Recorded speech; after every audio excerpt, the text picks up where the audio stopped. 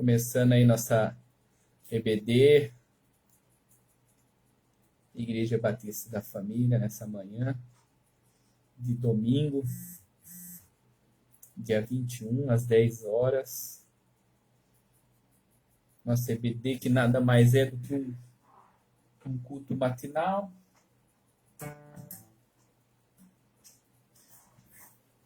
Nós não vamos louvar a Deus, mas nós vamos conversar com Ele.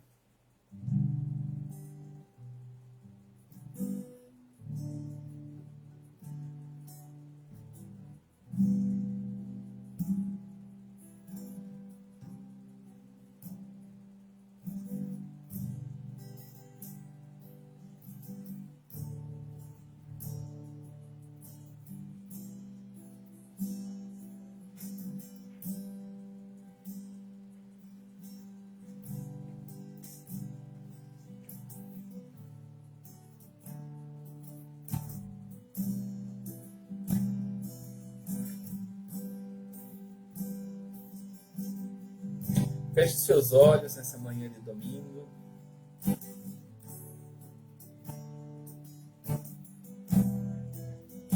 Comece a falar com Deus.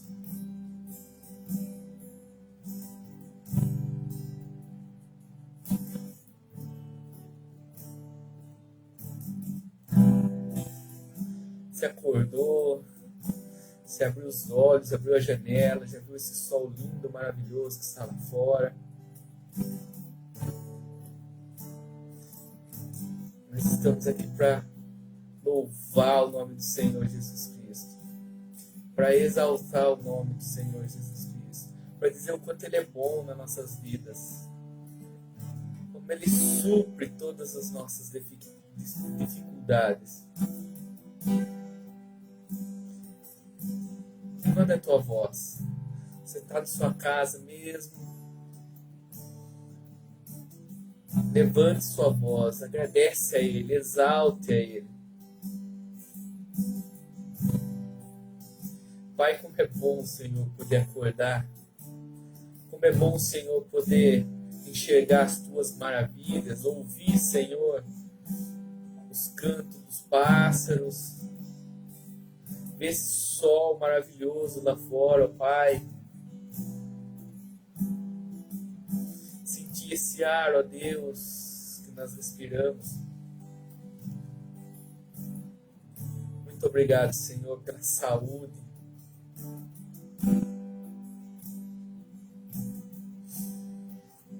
Obrigado pelo café da manhã, ó Deus, que nós acabamos de tomar, Senhor.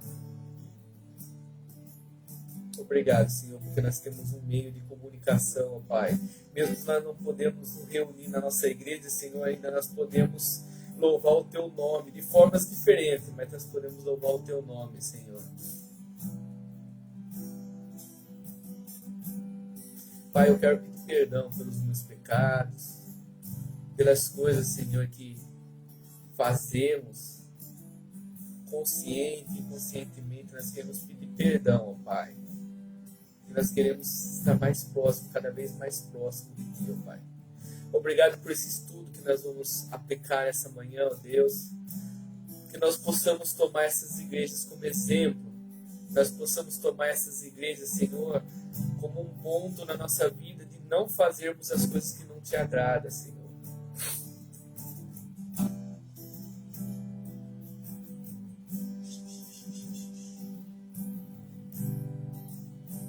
Obrigado, Senhor, porque o Teu Santo Espírito habita em nós, o Teu Santo Espírito age na nossa vida.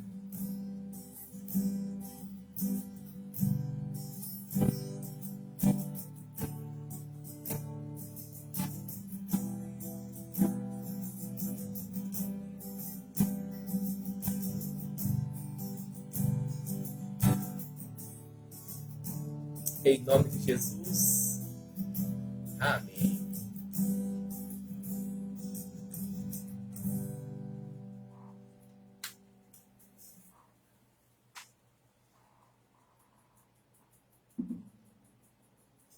Deus, o tempo todo, Ele é bom para com as nossas vidas. Deus, Ele cuida de nós, nos abençoa, nos guarda. essa manhã nós vamos aplicar o nosso estudo que nós estávamos fazendo na nossa igreja. O interessante é que é um estudo que fala, cada semana nós falamos de uma igreja e das 7 igrejas do Apocalipse. E cada semana nós falamos de uma igreja. O interessante é que a gente consegue pegar exemplos de coisas boas que essas igrejas estão fazendo e coisas que elas fizeram que não agrada a Deus. E é muito importante para nós tomarmos na nossa vida hoje. Antes de começar a primeira igreja, né, nós até lemos que elas foram escritas para igrejas daquela época, Éfeso, Tiatira, que nós vamos fazer agora, Tiatira. Elas eram escritas para essas igrejas, mas para que nós também não caíssemos nesses erros, né? Elas foram exemplos, né, de coisas que podem ser feitas, de coisas que não podem ser feitas. Então, são coisas muito importantes para que nós possamos utilizar no nosso dia a dia. Então, eu quero que você abra a sua Bíblia agora, Apocalipse 2. Nós vamos estar lendo, então, do versículo 18 até o versículo 29. Apocalipse 2, do versículo 18 até o versículo 29. Aí, a carta à igreja de Tiatira. Então, é muito importante a gente estar ouvindo um pouquinho das coisas que aconteceram naquela época. Essa aqui é uma igreja que ela vive bem a realidade do que nós estamos vivendo hoje. Vocês vão ver que nesse estudo nós vamos entender que muitas das coisas que eles viviam naquela época, nós estamos vivendo hoje, nós estamos passando hoje. A única diferença é que hoje nós temos um meio de comunicação, né, uma tecnologia muito mais avançada, mas as coisas que vinham acontecendo naquela época com aquela igreja é muito semelhante ao que nossas igrejas estão vivendo hoje, a libertinagem que nós estamos vivendo hoje, não somente fora da igreja, mas também dentro das igrejas. Então vocês vão ver algumas semelhanças e importante que a gente consegue enxergar assim, o que nós devemos fazer, como que nós devemos fazer. Ela também tem algumas coisas que, na primeira igreja que nós falamos, que era a igreja de Efésio, algumas coisas que a igreja de Efésio fazia, que essa igreja não faz, mas algumas coisas que a igreja de Efésio, que Deus condenou a igreja de Efésio, eles fazem aqui. Então é muito importante. Lembrando que a igreja de Efésio, quando nós falamos, eles combatiam muito bem as falsas doutrinas, eles batiam muito forte com as pessoas que falavam contra as coisas que Deus, né, que Jesus tinha pregado, né, as boas novas de salvação. Eles eram muito rigorosos, né, eles eram muito berianos. Eles, tudo que se falava, eles iam atrás, eles iam ver mesmo se existia, se era aquilo mesmo. Só que o que faltava neles era o amor. Então, vocês vão ver que hoje nós vamos falar esses dois pontos, mas que divergem um pouquinho da igreja. Amém? Então vamos lá, Apocalipse 2, do versículo 18 até o 29, que seria o restante do capítulo. Ao anjo da igreja em Tiatira escreva: essas são as palavras do Filho de Deus, cujos olhos são como chama de fogo e pés de bronze reluzente. Conheço as suas obras, o seu amor, a sua fé, o seu serviço, a sua perseverança, e sei que você está fazendo mais agora do que no princípio. No entanto, contra você tenho isto: você tolera Jezabel, aquela mulher que se desprofetiza com os seus ensinos. Ela induz os meus servos à imoralidade sexual e a comerem alimentos sacrificados a ídolos. Dê-lhe tempo para que se arrependam da sua imoralidade sexual, mas ela não quer se arrepender. Por isso, vou fazê-la adoecer e trarei grande sofrimento aos que cometem adultério com ela, e a não ser que se arrependam das obras que ela pratica. Matarei os filhos desta mulher. Esse filho nós podemos colocar como discípulos, seguidores, pessoas que caminhavam junto com ela. Matarei então, versículo 23, matarei os filhos desta mulher.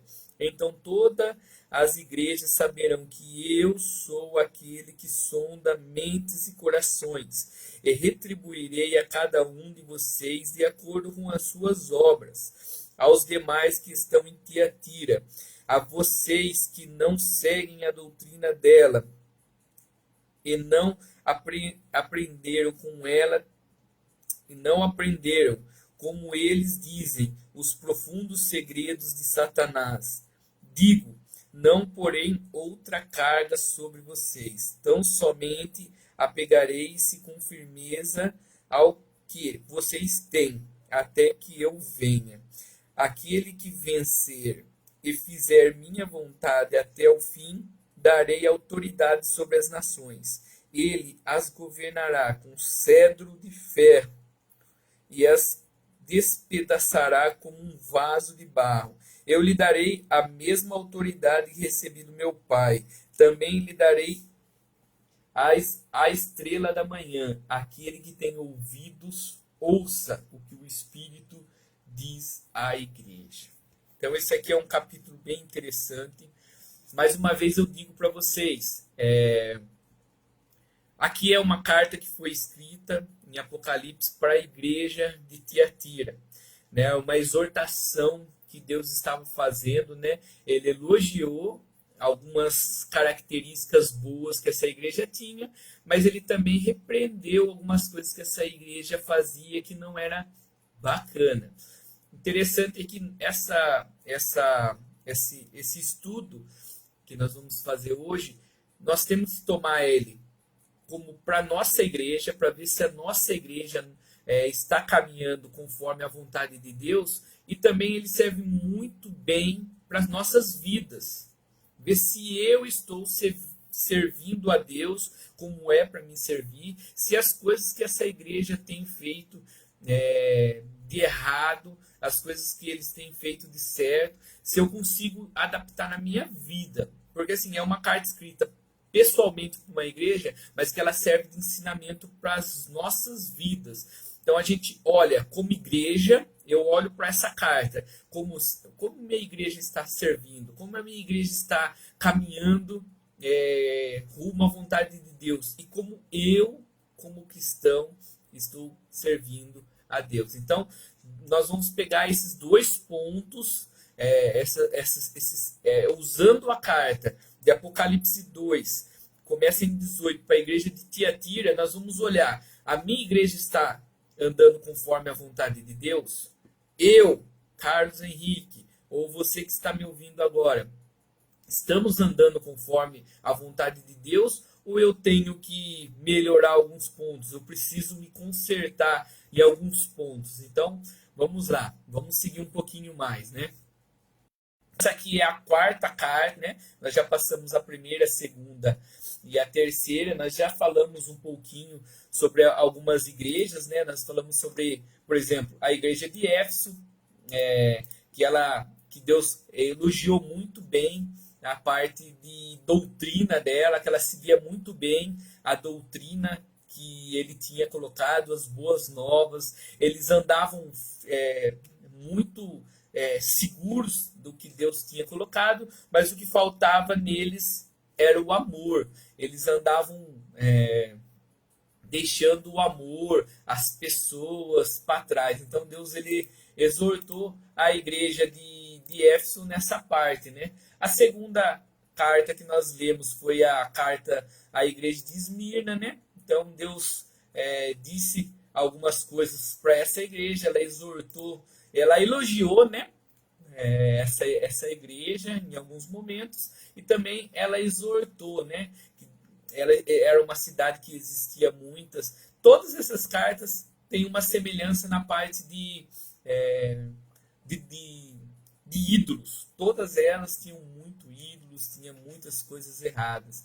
Então nessa igreja ela tinha muitos ídolos, muitos povos que adoravam outros deuses, né? Nós falamos na terceira carta, né, da igreja de Pérgamo. Na igreja de Esmirna não se encontrou nenhum erro, nenhum delito, né? É uma igreja que Deus ele só elogiou, só falou coisas boas, né? A terceira igreja foi a igreja de Pérgamo. Também teve muitas coisas que eles fizeram, eles estavam situados dentro de um lugar, de um regime romano, né, que forçavam muito a barra em cima deles. E hoje nós vamos falar então sobre a igreja de Tiatira. Então, essa igreja de Tiatira, ela ficava como as outras na Ásia Menor, né? Onde que Deus enviou essa carta, e era um lugar onde que existia muito o mover do diabo em cima. Literalmente, ele tinha um poder muito forte em cima dessa região, né? E principalmente dentro dessa cidade, né? Então, o nosso inimigo, né, Satanás, ele tinha muito poder, ele tinha muita força. Deus enviou essas cartas porque existia lá a sinagoga em Esmirna, em Filadélfia, um trono em Pérgamo, como nós falamos semana passada, na última carta, existia um trono dentro de Pérgamo. Em Tiatira também existiam alguns profetas, né? Alguns falsos profetas, né? Nós vamos entender um pouquinho mais. Só que eles incentivavam a população, o povo, a entrar naquelas mais profundas coisas que Satanás queria. Então, eram os profetas que forçavam um pouco a barra para que o povo fizesse muitas das coisas que Satanás se agradavam. Então, assim, essa igreja ela estava em meio a essa situação, onde que existia muita força do nosso inimigo, de Satanás. Ele dominava toda aquela cidade, ele tinha profetas muito fortes que forçavam eles a fazer a vontade de Satanás. Então eles forçavam o povo a entrar no mais profundo com Satanás. Nós como igreja, nós forçamos, né, ou nós aconselhamos, incentivamos as pessoas a entrar num profundo com o Espírito Santo de Deus, numa intimidade enorme com Deus, com o Espírito Santo. Naquela época, o Satanás ele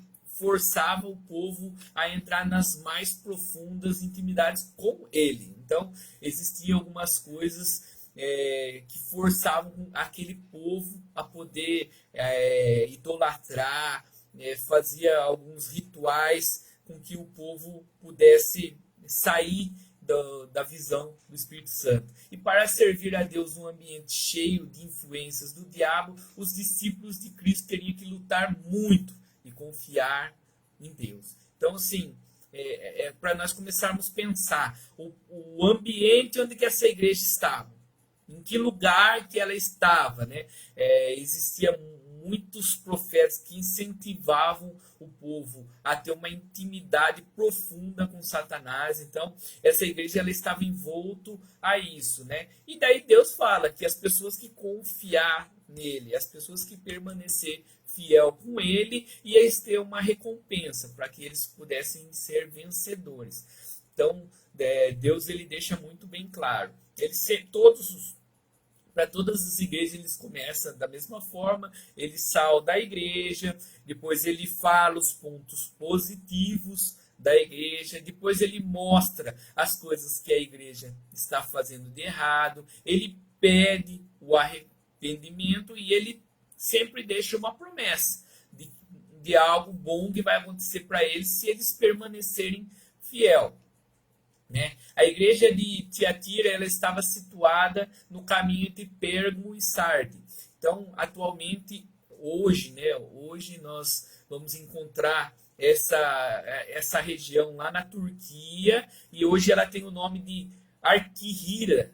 Arquihira é o nome dessa cidade, desse lugar, que tem o significado, Arquihira tem o significado de castelo branco. Então fica naquela região da Turquia, né?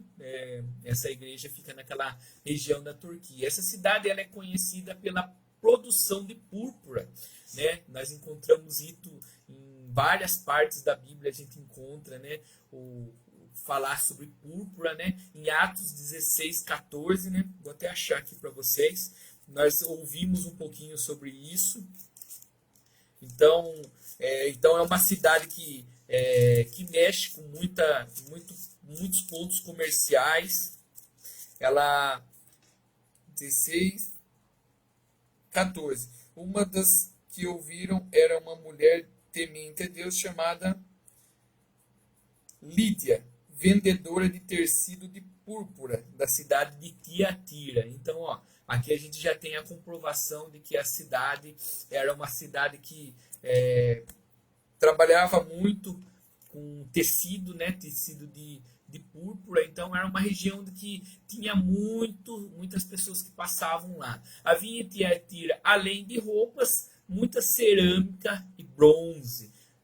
Pega essa palavra do bronze, né? Que eles trabalhavam muito com bronze. A cidade, eles mexiam muito com essa parte de bronze. Havia também associações profissionais lá. Eles montavam algumas associações, como existe hoje, tipo sindicato. Então naquela cidade tinha algumas associações, mas havia também muitos elementos religiosos que influenciavam para o lado pagão. Pagão, a parte que adorava a outros deuses, né, que não era o nosso Deus. Então eles tinham lá sim algumas associações, como se fossem alguns sindicatos, e também havia muito nessa cidade elementos religiosos pagãos. Então era uma cidade que tinha muita idolatria, né? Em todas as cidades sempre tinha uma deusa ou um deus que eles veneravam bastante, né?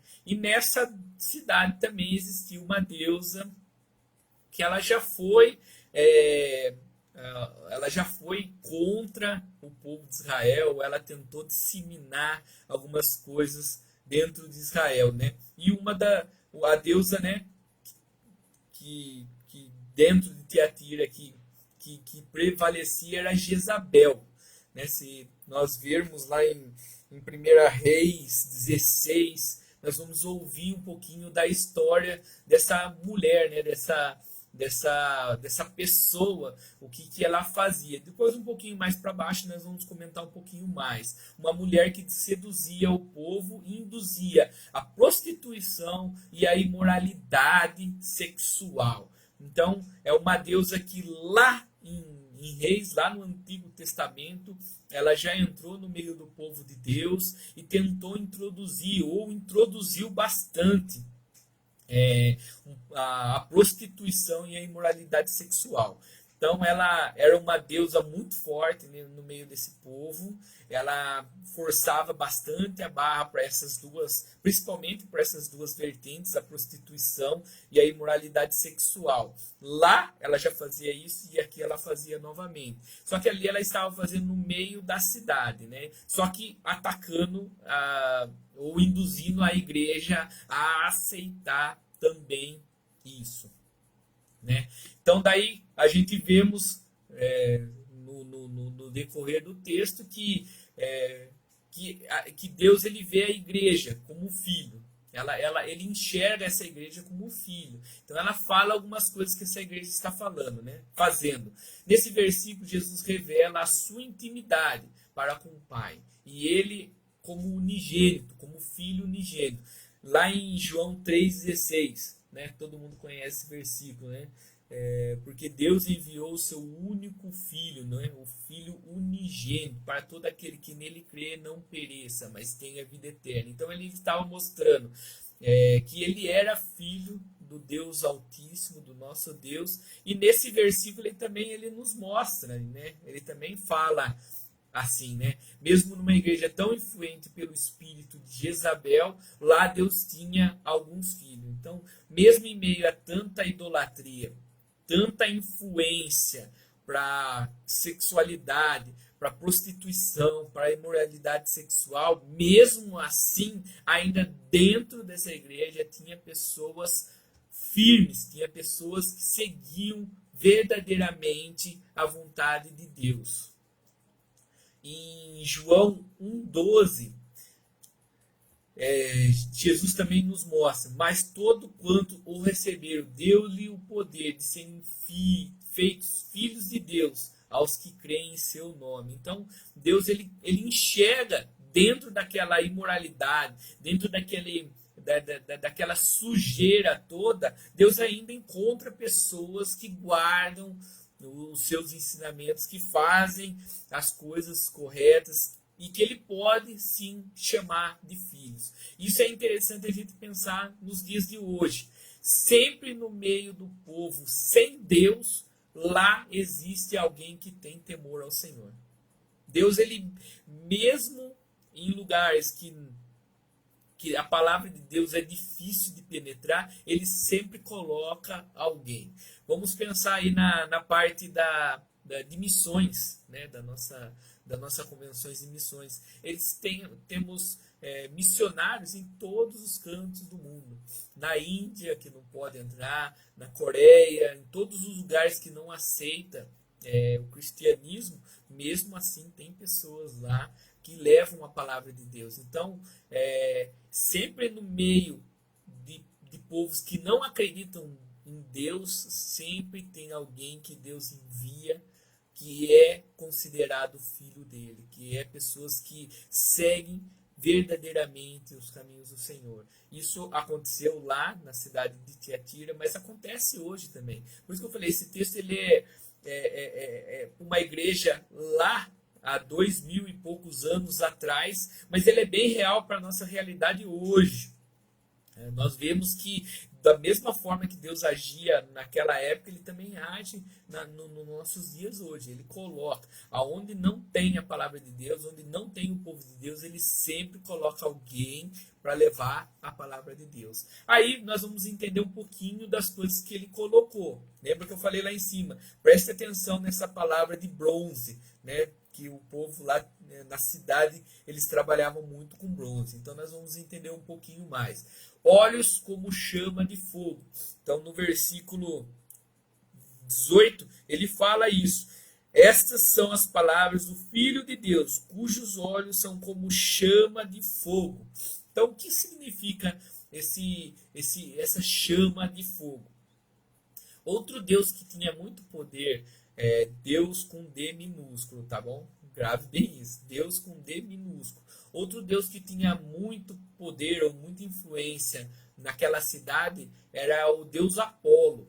Então, eles veneravam muito esse Deus nessa cidade. Não estou falando na igreja, mas nessa cidade eles tinham muito, eles veneravam, eles adoravam esse Deus Apolo. Esse Deus Apolo, ele era considerado como o Deus do Sol. Então eles olhavam para o Sol, esse Deus é o Deus Apolo. Então eles nomeavam os deuses, eles olhavam para as coisas e nomeavam. Então esse Deus Apolo, ele era considerado o Deus do Sol. E Jesus ele estava querendo dizer, no início dessa carta, que Jesus estava dizendo que Apolo, mesmo sendo prefigurado, né, mesmo ele tendo o título pelo Sol, Jesus é o Sol da justiça divina. Então Jesus ele fala, eu sou o sol, eu sou a luz que brilha, eu sou a justiça divina, e nele não há variação. Então, em Malaquias 4:2 está dizendo assim, mas para vós que temi o meu nome, nascerá o sol da justiça, e a salvação trará debaixo das suas asas, e saireis e crescereis como os bezerros do cevadouro. Então Jesus ali ele já estava falando em Malaquias e se apresentando como o sol da justiça. Então ali ele já estava mostrando, pessoal, mesmo você estando dentro de uma cidade que tem um Deus Apolo, que fala que é o Deus Sol, eu sou o Deus Sol da justiça, o Deus da justiça divina. Então ele estava falando, se vocês têm isso aí dentro da sua cidade, mas eu sou a luz da justiça. É a mim que vocês têm que ouvir. Não é esse Deus que nem existe verdadeiramente. Então, ele estava fazendo mostrando isso já para o povo. Aí o segundo ponto que ele fala nesse mesmo versículo. E os pés como bronze reluzente. Então ele já estava querendo mostrar, né, como bronze polido, semelhante a bronze polido. Bronze polido é uma coisa bem bonita. Porque em Tiatira, abundância de bronze, né, nós falamos no início lá, que era uma cidade que comercializava muito bronze, o Senhor faz questão de se identificar como todo-poderoso, sobre qualquer tipo de poderio humano. O bronze pode significar poder. Então, dentro desse contexto,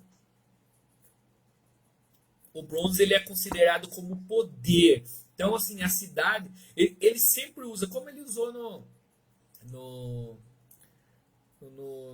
nos evangelhos, quando ele ia falar sobre alguma coisa, ele sempre usava alguma coisa que tinha na cidade, né? Então, as parábolas, ele sempre pegava algumas coisas que eram do cotidiano. Aqui ele estava fazendo a mesma coisa, ele estava usando a mesma ferramenta. Então, ele estava falando, ó, já que vocês comercializam o bronze, né? Vocês utilizam isso, eu vou mostrar para vocês através disso o meu poder. Então ele estava mostrando para a igreja, ele falando, ó, eu sou um bronze polido, eu tenho poder, eu posso fazer as coisas, eu permito que as coisas aconteçam. Então o primeiro significado do bronze é poder. Os pés semelhantes ao bronze polido, a capacidade de pisar no inimigo e esmagar debaixo dos seus pés. Em Daniel 10:6, nós encontramos o versículo. E o seu corpo era como turquesa, e o seu rosto parecia um relâmpago, e os seus olhos como tocha de fogo, os seus braços e pés como cor de bronze acaçalado, e a voz das suas palavras como de multidões. Então ali em Daniel ele já estava falando, ele já estava mostrando assim todo o seu poder, né? Todo o seu controle. Ele esmaga os inimigos. Se ele quiser, ele esmaga os inimigos. Então assim, ele estava figurando o texto para que o povo pudesse entender. Então ele estava utilizando seus olhos como fogo, né, como chama de fogo, e os seus pés como bronze reluzentes. Então ele estava mostrando ali, eu sou a justiça e eu sou o poder. Pode estar acontecendo o que for no meio da sua cidade, pode estar acontecendo o que estiver acontecendo. Eu sou a justiça e eu sou o poder. É em mim que vocês têm que depositar fé. É em mim que vocês têm que acreditar. Então Deus, ele é maravilhoso nessa parte. Ele mostra verdadeiramente todo o seu poder, toda a sua justiça. Então ele começa o texto assim, desta forma, mostrando, ó, eu sou a justiça e eu sou o poder. Acredite simplesmente em mim, confie simplesmente em mim, siga-me e você será um vencedor. Aí depois ele mostrar que ele é justiça e que ele é poder, ele fala assim: conheço as suas obras, última mais numerosa do que as primeiras. Então ele fala assim, ó, eu sei, eu conheço as suas obras, eu sei as coisas que vocês têm feito, eu sei que as últimas coisas que vocês têm feito são melhores até que as primeiras. Então, assim, eu sei tudo que vocês estão fazendo. Eu sei dentro da sua igreja quem são as pessoas que estão me seguindo verdadeiramente e as pessoas que não estão me seguindo. Eu sei. Eu conheço todas as coisas. Eu sou um Deus onipotente. Eu sou um Deus onipresente. Então, assim, eu sei de todas as coisas. Eu estou em todos os lugares. Ele estava continuando mostrando a sua força. A igreja de Tiatira, a congregação de Tiatira, ela era uma igreja ativa. Ela era uma igreja já que andava, que exercia, que fazia, que acontecia, que estava fazendo a vontade de Deus, até mesmo antes dessas ameaças de prostituição, da imoralidade sexual, ela continuava fazendo a vontade de Deus. E ela foi melhorando isso a cada dia. Então Deus estava falando, eu estou vendo essas coisas. Eu estou vendo que cada dia mais vocês estão fazendo a minha vontade. Eu estou percebendo isso, né? A igreja de Tiatira, ela pode ser identificada como uma igreja no período das trevas, né? Ela é considerada uma igreja que viveu no escuro, né? Vamos dizer assim, nas trevas, no período que existia muitas coisas erradas, onde se misturou aqueles elementos pagões com a fé cristã. Então ela começou a misturar e aceitar algumas coisas. Ela começou a liberar a entrada de algumas coisas pagões, né? Algumas idolatrias. Então ela começou a aceitar no meio do seu povo, né? E começou a dar uma misturadinha, né? Coisas que nós, como cristãos, que temos a palavra de Deus e que seguimos, nós precisamos nos manter fiéis, né, à vontade de Deus. Esse período é compreendido mais ou menos entre 500 anos a 1600 anos depois de Cristo, quando o romanismo se desenvolveu com a sua maior força. Foi a hora que eles tinham mais poder. E a igreja foi ficando mortalmente ferida. Então ela começou a sentir muita dificuldade em fazer a vontade de Deus. Ela começou a baixar a guarda, ela começou a enfraquecer até o ponto de quase querer morrer. Então, assim, algumas coisas que eles vinham fazendo e que foram matando espiritualmente a igreja. Embora com todo o paganismo se alastrando durante essa cidade, esse período Deus deixou claro que até a vinda haveria algumas igrejas que não iam aderir a essas doutrinas pagãs. Ele estava querendo dizer assim, mesmo com toda essa dificuldade, mesmo por tudo isso que vocês estão passando, algumas igrejas ou algumas pessoas ainda assim vão continuar firmes, vão continuar fiéis a mim. Eu estou dando liberdade, eu estou deixando tudo isso acontecer, como acontecia nas outras igrejas que nós falamos. Deus deixava as coisas acontecer para ver até onde o povo se permanecia firme. A mesma coisa estava acontecendo com a igreja de Tiatira. Deus ele estava permitindo essas coisas acontecesse com essa igreja, né? A prostituição, a imoralidade sexual, a idolatria, os elementos pagões que estavam começando a entrar dentro da igreja. Ele estava permitindo tudo isso para ver no final quem eram as pessoas que continuavam fiéis. Pronto, vamos pensar na nossa vida hoje, né? No nosso cristianismo hoje. Existe alguma diferença? Existe alguma diferença do que estamos vivendo hoje porque essa igreja estava vivendo? Deus ele não permite que as coisas aconteçam perto de nós? Né? Deus não permite a imoralidade sexual perto de nós? Hoje nós estamos vivendo uma liberdade sexual muito grande. Se você chegar hoje e falar para um adolescente aí de 17 anos, 16 anos, que tem que casar virgem, ele dá risada ele dá risada na sua frente. Ele vai dar risada facilmente na sua frente. É normal hoje. Essa liberdade sexual era É algo assim tremendo. A mesma coisa que acontecia naquela época. Só que Deus permite que as coisas aconteçam da mesma forma que ele estava permitindo que acontecesse naquela época, em redor daquela igreja, ele permite hoje, porque ele quer ver em nós quem vai permanecer fiel. Bora lá então. Embora todo esse paganismo se alastrando, Deus ele liberou, né? Ele deixou que tudo isso acontecesse para que ele pudesse sentir quem ia permanecer fiel. Apocalipse 2:25, nós já lemos, nós vemos aqui. Tão somente apeguem-se com firmeza ao que vocês têm, até que eu venha. Então ele está falando assim, pegue as boas novas de salvação que vocês já conhecem, todas aquelas coisas que Paulo escreveu, todas aquelas coisas que eu deixei para vocês, se apeguem a isso até que eu venha.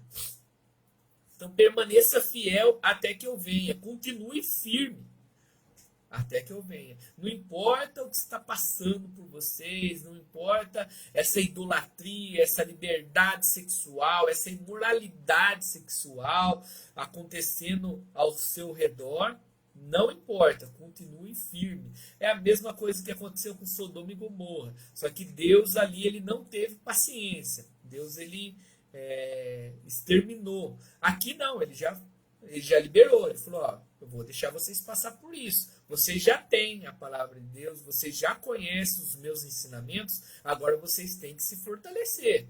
Agora vocês têm que suportar, vocês têm que passar por toda essa dificuldade. Vocês têm que escutar, entender e praticar. Ele estava querendo dizer isso para a igreja. Eu quero vocês praticando, se fortaleçam.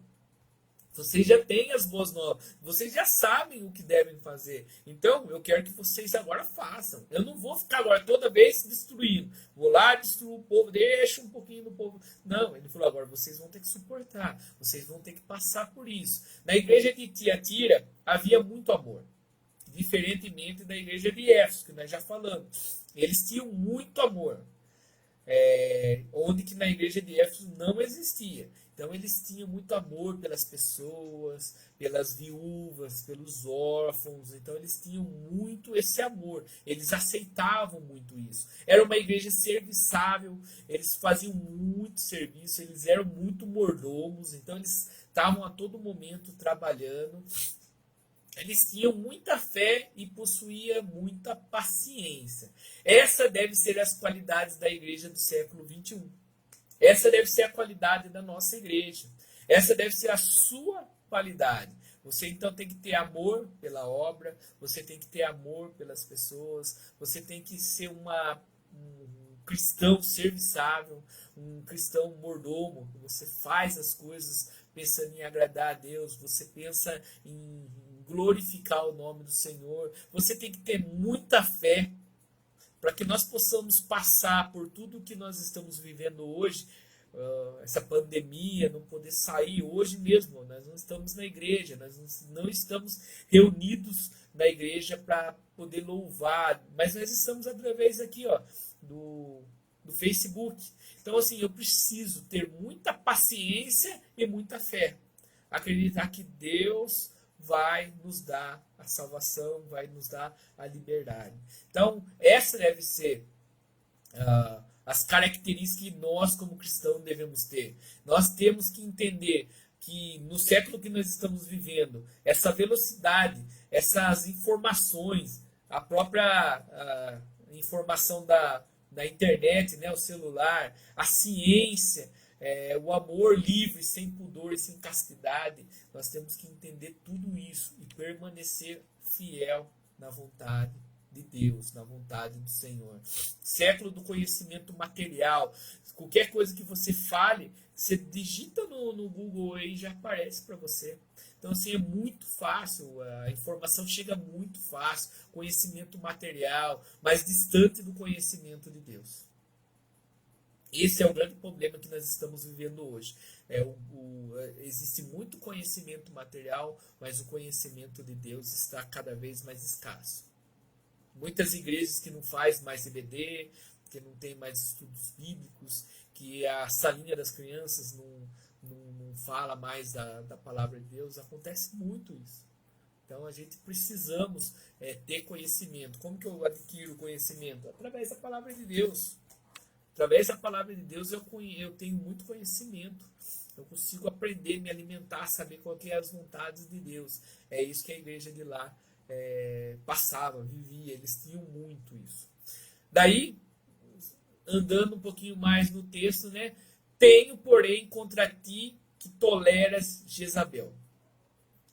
Então Jesus ele fala, ó pessoal, eu sei que vocês amam, eu sei que vocês têm paciência, eu sei que vocês têm fé, eu sei que vocês são uma igreja serviçável, eu sei que vocês têm muito amor. Só que tem uma outra coisa que vocês fazem que eu não gosto. Vocês toleram Jezabel.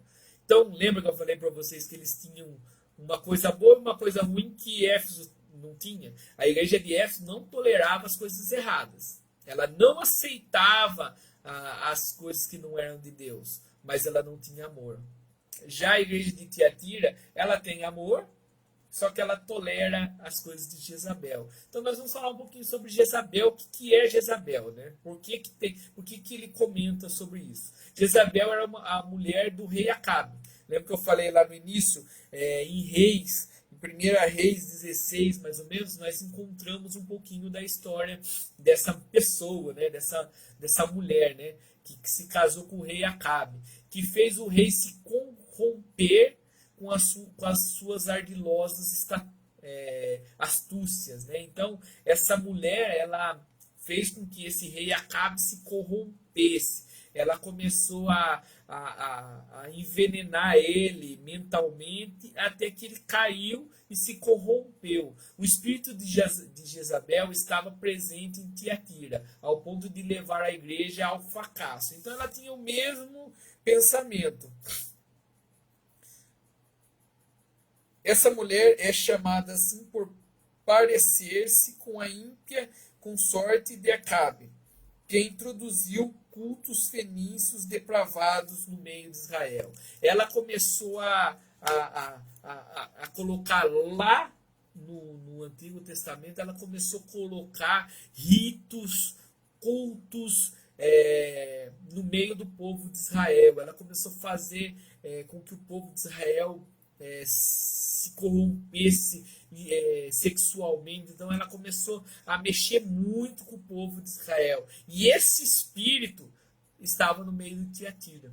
Então ela começou a ter muito na cidade, né, de Tiatira, essa imoralidade sexual, essa depravação começou a acontecer no meio da cidade. E isso a igreja começou a aceitar dentro da igreja. Começou a aceitar alguns elementos, alguns ritos, alguns cultos, né? E isso começou a levar a igreja ao fracasso. Começou a levar a igreja a se corromper. Da mesma forma que aconteceu lá com o povo de Israel, no Antigo Testamento, começou a acontecer aqui também com a igreja de Tiatira. A igreja em Tiatira enfatizava muito o amor. Então, esse lado do amor tem que ser pesado. Ele tem que saber balancear. Você não pode ter um amor tão grande que você começa a aceitar todas as coisas. O seu amor tem que ser racional a Deus. Você tem que entender, opa, eu tenho que ajudar aquela pessoa. Mas não é porque eu estou ajudando aquela pessoa que eu preciso aceitar as coisas de errado que acontecem na vida dela. Um grande exemplo de tudo isso é a homossexualidade. A igreja, ela tem que aceitar quando essa pessoa chega na igreja. Eu preciso amar essa pessoa, eu preciso cuidar. Esse é o sentido do amor que está se referindo aqui. Então eu tenho que aceitar, sim, a pessoa é homossexual, ela tem relacionamento com uma pessoa do mesmo sexo. A igreja precisa aceitar, a igreja precisa cuidar dela, amar ela. O que a igreja não pode é aceitar os pecados dela. as coisas que ela faz que não agrada a Deus. Então eu tenho que amar o pecador, mas eu não posso amar o pecado. Era isso que a igreja estava passando naquele momento. Ela estava amando a pessoa e amando o pecado da pessoa. Então ela estava aceitando as coisas erradas dentro da igreja. Então é essa exortação que Deus está passando para a igreja e é essa exortação que ela passa para nós hoje, como igreja e como cristão. Você está aceitando isso e entrando dentro desse pecado, ou você está amando a pessoa e tirando o pecado? É essa exortação que Deus estava falando, né? Então, esse amor que a igreja estava tendo, estava sendo tão forte que ela estava começando a tolerar os falsos ensinos e aceitando o espírito de Jezabel dentro da igreja. O amor dela estava tão forte que ela estava abaixando a guarda em relação à sua doutrina e aceitando as coisas erradas. A sabedoria de Deus é mais importante do que a paz com os homens. Então, o que ele está querendo dizer para nós? Vocês aceitam sim o pecador, mas o pecado não. A sabedoria com Deus é muito mais importante do que eu ter paz com o homem. Então eu tenho, mas ele vai brigar, ele vai fazer escândalo, ele vai fazer isso, ele vai fazer aquilo outro. A sabedoria com Deus é mais importante do que a paz com o homem. O importante é você ter tranquilidade em relação à doutrina com Deus.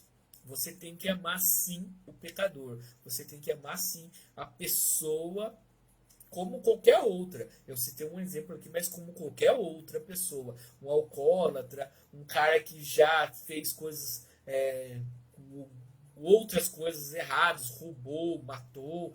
Eu tenho que amar ele, eu não posso amar as coisas que ele faz de errado. Então, assim, uma carta para a igreja de Tiatira, mas que serve muito para você e para a nossa igreja.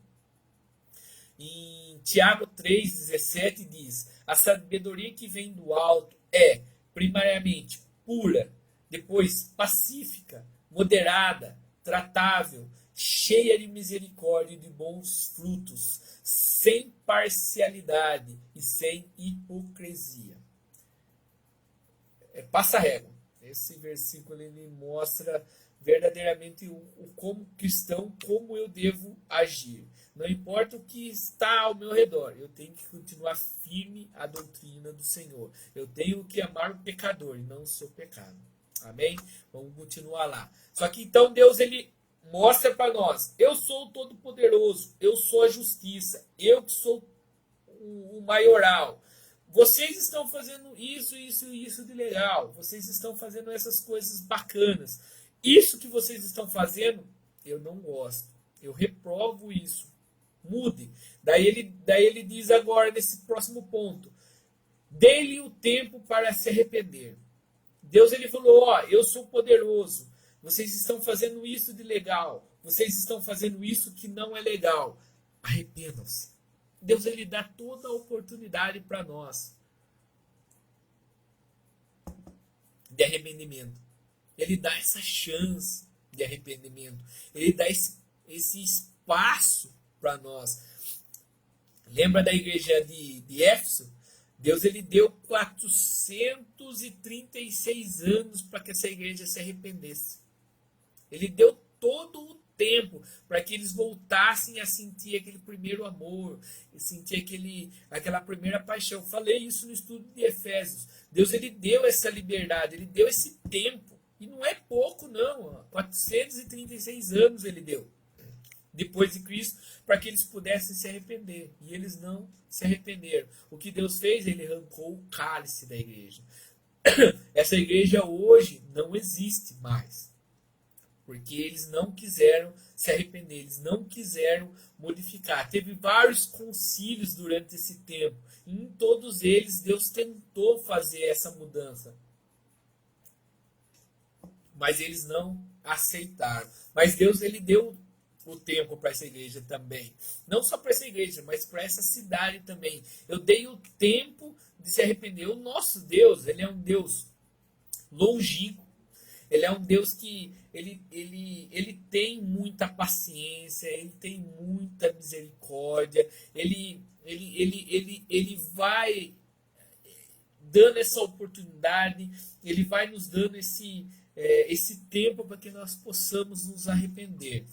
Ele deu tempo suficiente, para que os seguidores da doutrina de Jezabel se arrependessem. Ele deu essa chance para eles, para essas pessoas que seguiam essa doutrina, as pessoas que disseminavam essa doutrina. Deus, ele é cedo no ouvir e tardio no aplicar a sua ira. Ele escuta a sua oração no momento, ele ouve as coisas no mesmo momento, mas para aplicar a sua ira, ele é bem longínquo, ele tem bastante paciência, ele espera bastante. A misericórdia de Deus é a causa de nós não sermos consumidos hoje. É forte, mas é a pura verdade. A misericórdia de Deus é o que nos faz hoje não ser consumidos pela ira do nosso Senhor. Graças a Deus, graças a Ele mesmo, a misericórdia dele é muito grande para com nossas vidas. Isso é muito importante. Arrependimento hoje é uma peça fundamental para que nós possamos alcançar vitória. Seja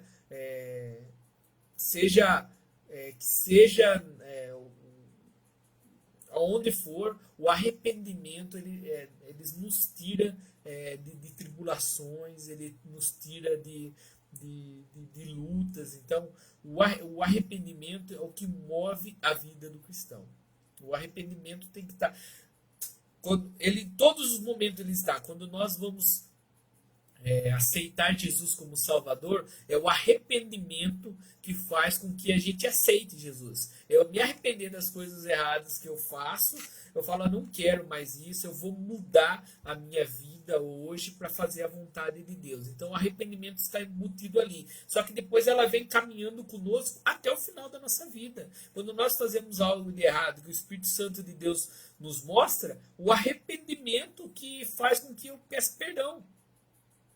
Aí eu falei com uma grosseria com meu irmão, eu falei de uma forma que não é tão bacana com meu irmão. É o arrependimento que faz. Ô Senhor, me perdoa porque eu fui grosseiro, eu fui estúpido, eu fui isso, eu fui aquilo. Então é o arrependimento. Então o arrependimento ele está embutido na primeira mudança de vida, quando eu aceito Jesus como Salvador. Mas depois ele vai caminhando junto comigo na minha vida cristã. E ela que faz com que eu tenha a santificação do meu lado. Porque assim, todas as vezes que eu vou me arrependendo, eu vou me santificando em relação a Deus. Então o arrependimento ele anda conosco até os finais do nosso tempo. Romanos 2,4. Ou despreza a tua riqueza da benignidade e a paciência e longanimidade, ignorando que a longanimidade de Deus te leva ao arrependimento. Então, assim, ele está falando o que para nós? Que a longanimidade de Deus nos leva ao arrependimento. Ele tem que fazer com que eu me arrependa. Fala, Deus me está dando uma oportunidade, Deus está dando um espaço de tempo para mim, mas eu preciso melhorar, eu preciso modificar. Se eu faço isso, se eu trato a pessoa dessa forma, se eu cuido dessa forma dessa pessoa, eu preciso mudar, eu preciso melhorar a minha situação. Outra situação que era que se não houvesse arrependimento de Deus, Deus ia matar os filhos do resultado da prostituição. Esses filhos do resultado da prostituição eram as pessoas, os profetas que falavam de Jezabel, eram as pessoas que seguiam essa doutrina, essa vã doutrina. Então, assim, se não tivesse arrependimento com esse povo, se essas pessoas não quisessem mudar o seu jeito de ser, a sua caminhada, Deus ia matar eles, Deus ia destruir eles, não a cidade, não todo o povo, mas ele ia destruir as pessoas que levavam essa doutrina adiante, aquelas pessoas que profetizavam, que pregavam essa doutrina, Deus ele ia exterminar eles. Filhos que no sentido figurado eles queriam dizer as pessoas que praticavam essa tal doutrina. Então Deus ia exterminar essas pessoas. Quando a Bíblia fala de filhos do diabo, está se referindo àqueles que imitam as obras dele. Esse povo que estavam falando de Jezabel, eles estavam imitando as obras do Senhor, do Satanás. Eles estavam levando isso adiante. Eles estavam disseminando essa doutrina. Pode fazer relação sexual com quem você quiser, não tem problema, pode ser com homem, pode ser com mulher, pode ser com, mesmo você sendo casado, você pode fazer com outra, você pode. Então, assim, era liberdade total na parte sexual, na imoralidade sexual. Então, eles disseminavam isso. Não é porque você está dentro da igreja que você não pode fazer. Pode sim, fica à vontade, cara. É liberado, né? Então daí tem um versículo que se encontra em João 8,44. Vós tende por pai ao diabo. Né? Aquele versículo que todo mundo gosta de falar, né? Que o pai da mentira é o diabo. Vós tendes por pai ao diabo e quereis satisfazer os desejos do vosso pai. Ele foi homicida desde o princípio e não se firmou na verdade, porque não há verdade nele. Quando ele profere mentiras, fala do que lhe é próprio, porque é mentiroso, é o pai da mentira. João 8,44. Então ali ele estava falando, quando eles pregavam as falsas doutrinas de Jezabel, eles embutiam um monte de mentira para poder enganar o povo. E enganou muitos. Muitos até que estavam dentro da igreja de Tiatira. Então ele conseguiu enganar muitas das pessoas. Né? Mas todas as igrejas conhecerão. Então vamos continuar. Deus fala assim, arrependam-se. Vocês estão fazendo isso de legal. Vocês estão fazendo isso que não é legal. Então arrependam-se. Afastem-se do que não é bacana. Saiam daí. Desviem-se dos maus caminhos. Ele sempre dá essa oportunidade para nós. Todas as igrejas conhecerão. Todo castigo tem um propósito. Todas as coisas que acontecem têm um propósito. Nesse caso, o primeiro propósito era para tirar o pecado do meio da igreja. Então Deus ele estava... como no versículo anterior ele disse que ele ia matar, né? Ele ia tirar as pessoas que não se arrependessem, as pessoas que estavam levando as falsas doutrinas de Jezabel. Ele falou, eu vou matar eles, eu vou tirar eles do meio do povo. Por que ele queria fazer isso? Por que ele queria fazer esse castigo? Por que ele queria mostrar isso para a igreja? A primeira coisa que ele queria que a igreja, que o pecado saísse de dentro da igreja. A primeira coisa que Deus queria que o pecado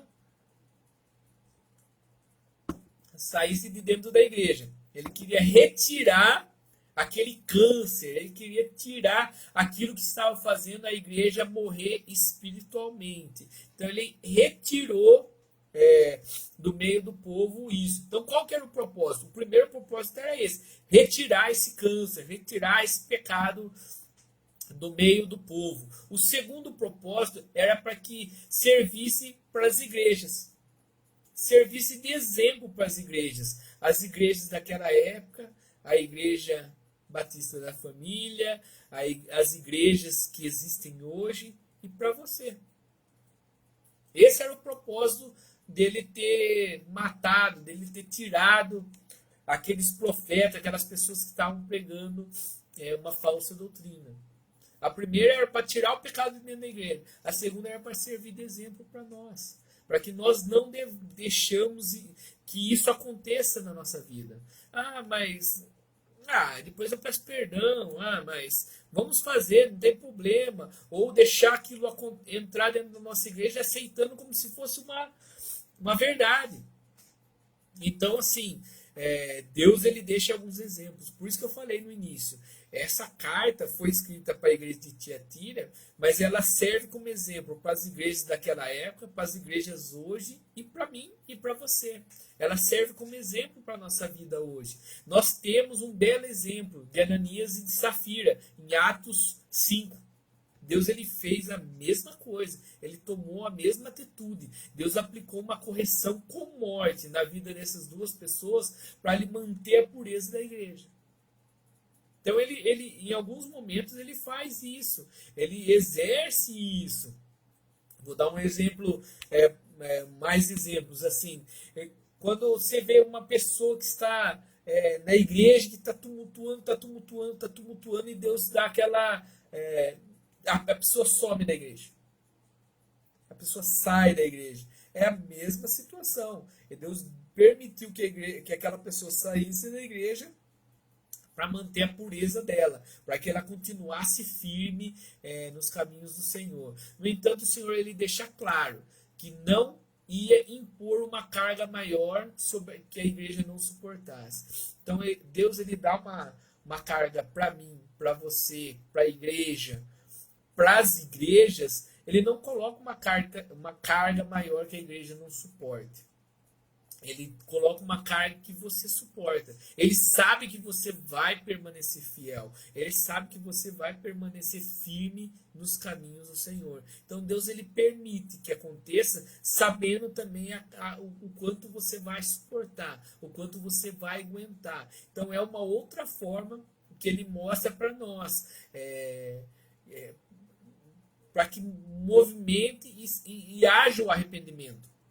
Então, aconteceu, nós aceitamos, mas agora nós não queremos aceitar, nós entendemos que não é isso, nós entendemos que Deus está falando que não é para nós deixarmos isso acontecer. Então, surgiu o arrependimento porque a carga que ele deixou em cima da igreja, a carga que ele deixou em cima de você, ele sabia que você ia suportar e que você ia entrar no arrependimento, que você ia aceitar. E daí ele diz, como eu disse, ele exorta, ele fala para nós termos arrependimento e ele promete algo. Ele promete, sempre ele deixa uma promessa para nós. Ao vencedor darei poder sobre as nações. O vencedor é aquele que guarda as obras de Cristo até o fim. E não naquele que vai até a metade. Então aquele que vai até o final, aquele que suporta todas as dificuldades até o final, Deus fala assim, eu vou dar a vitória a ele. Eu vou dar a promessa que eu estou deixando aqui, eu vou entregar na mão dele. Mas naquele que vai até o final. Aquele que suporta até o final. Não aquele que para no meio do caminho. Vamos pensar em uma corrida de 100 metros, 1000 metros, que seja. Quem recebe a medalha? É aquele que passa a linha de chegada. Aquele que desiste no meio do caminho, ele não recebe a medalha, nem de participação. Então é o que Deus está falando aqui. Se você for até o final, se você permanecer firme comigo até o final, eu te darei a promessa. O vencedor, a promessa do vencedor é autoridade sobre as nações. Isso refere-se ao futuro reino messiânico de Cristo. Você vai participar sim com ele no futuro glorioso, né? Após a morte. E qual que é a conclusão que nós tiramos de tudo isso? Vale a pena sofrer perseguição. Vale sim sofrer injúrias, calúnias, defamação, porque há uma promessa para o vencedor. Então seja um vencedor em nome de Jesus. Então isso que essa igreja é isso que Deus está deixando para nós. Continue firme. Não importa o que você está passando, não importa o que está rodeando você. Eu sei que da mesma forma que aconteceu lá, pode estar acontecendo perto de você, pode estar acontecendo muitas dificuldades perto de você, mas Deus está falando para nós através desse estudo. Continue firme.